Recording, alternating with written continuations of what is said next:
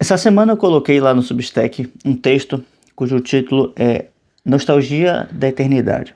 E buscava trazer e refletir com vocês um pouco desse descasamento que nós temos hoje entre como nós entendemos as coisas, como nós percebemos as coisas, mas parece que apesar de que ao mesmo tempo que temos uma grande,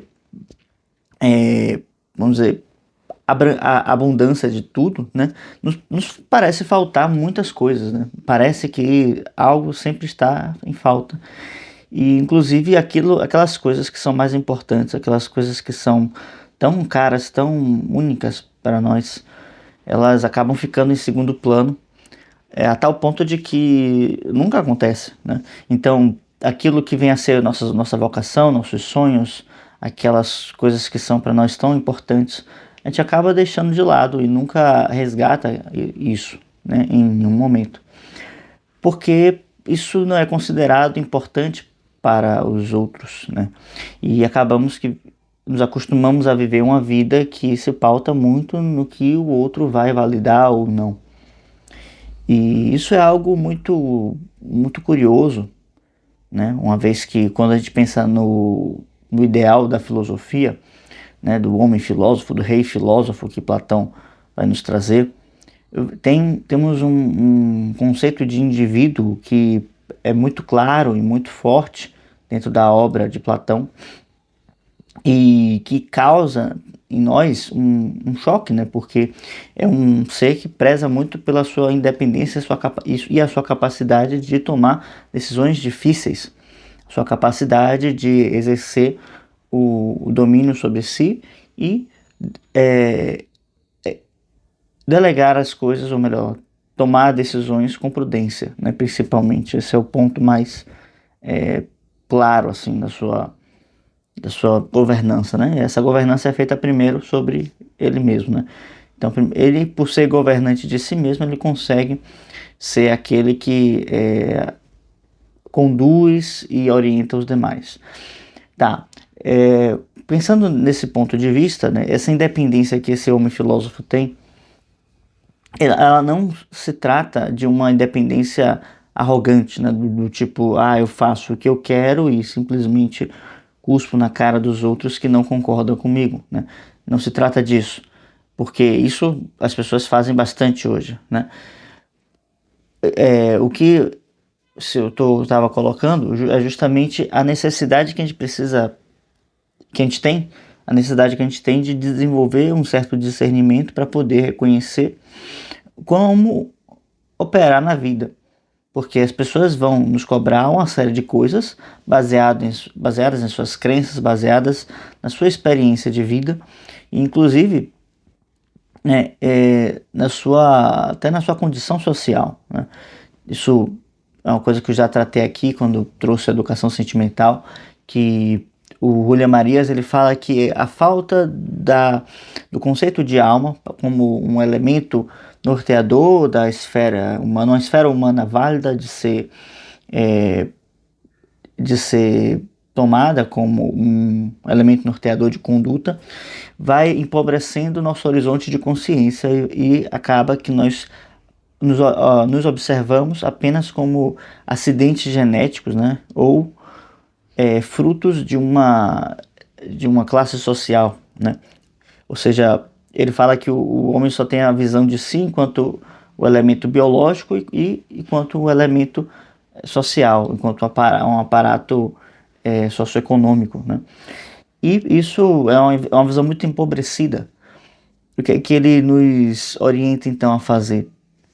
Nos voltar para aqueles grandes escritores, porque eles nos orientaram uma coisa ou duas sobre os sentimentos, né? E através dos sentimentos perceber quais são os desejos e quais são as inclinações que a alma possui, né?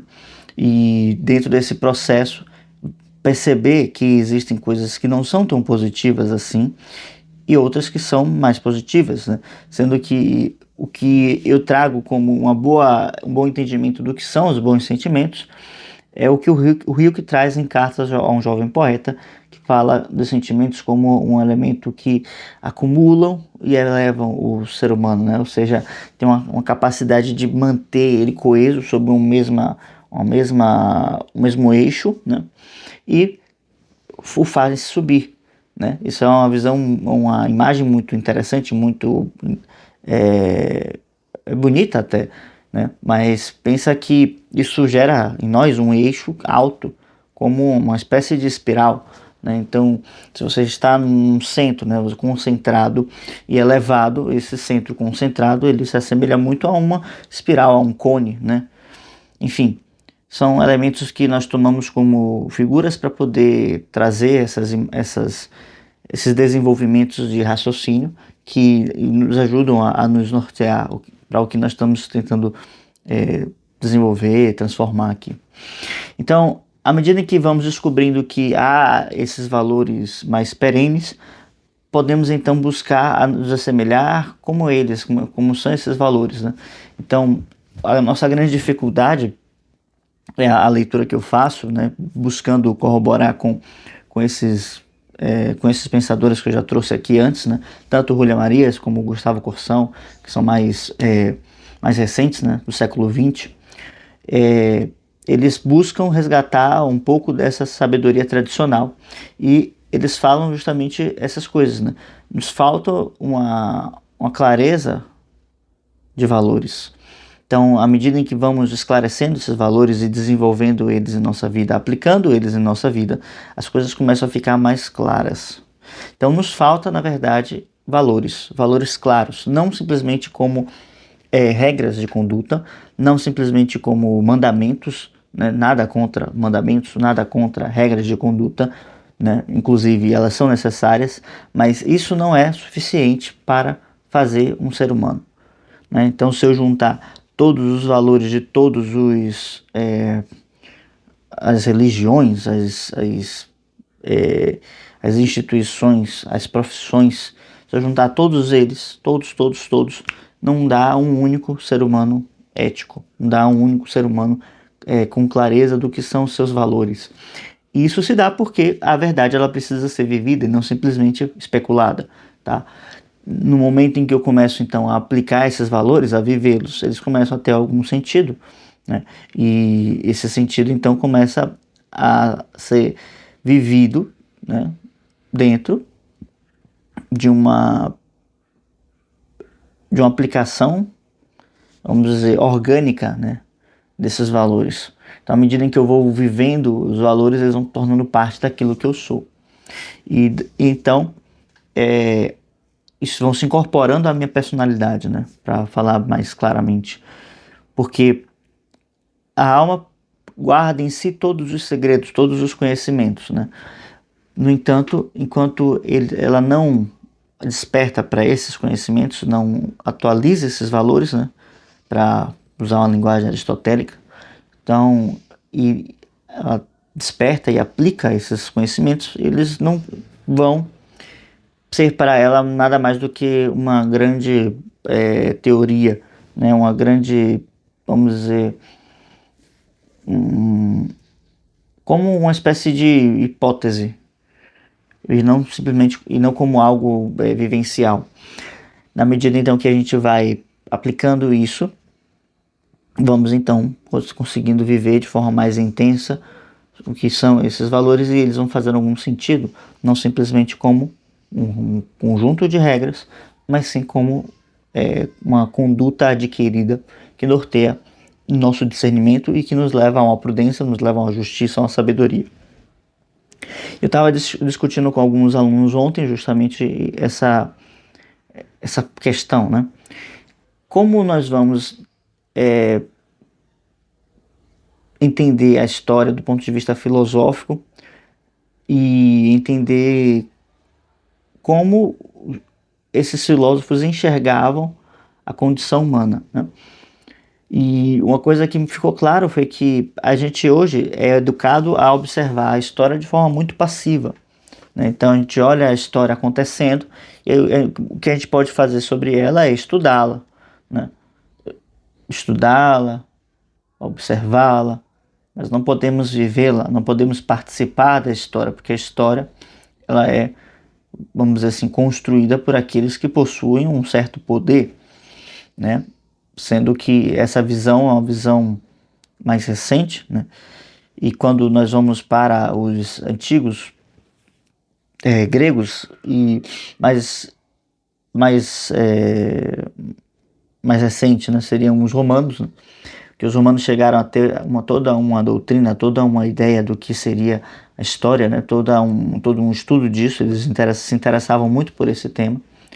A gente vai entender que para o romano, né, ele faz história primeiramente na sua vida privada. Essa história ela não vai aparecer nos jornais, não vai estar no Senado, não vai tomar o saber popular, ela vai ficar apenas no privado. E essa construção autêntica de uma vida interior no privado vai reluzir no particular. Ou no privado vai reluzir no público, né? Então, a gente vai entender o seguinte, porque para os romanos a vida do homem público ela tem preponderância sobre a vida privada. Mas a vida pública ela só pode ser construída se a vida privada estiver devidamente fortalecida, né? E isso foi assim, né?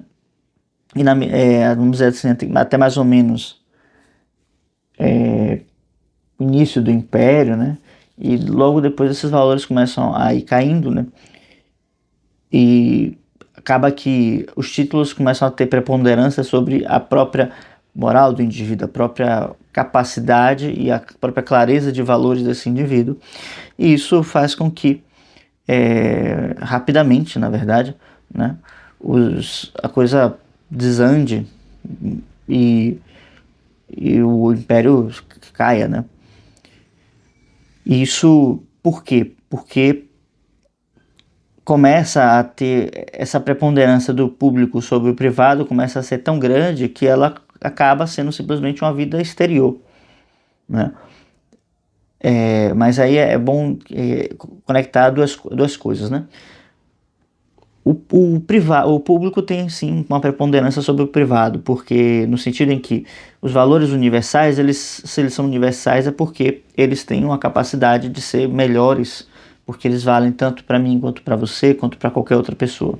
No entanto, né, se eu não consigo aplicar eles minimamente na minha vida particular, eu não consigo ter uma vivência correta deles no público, né?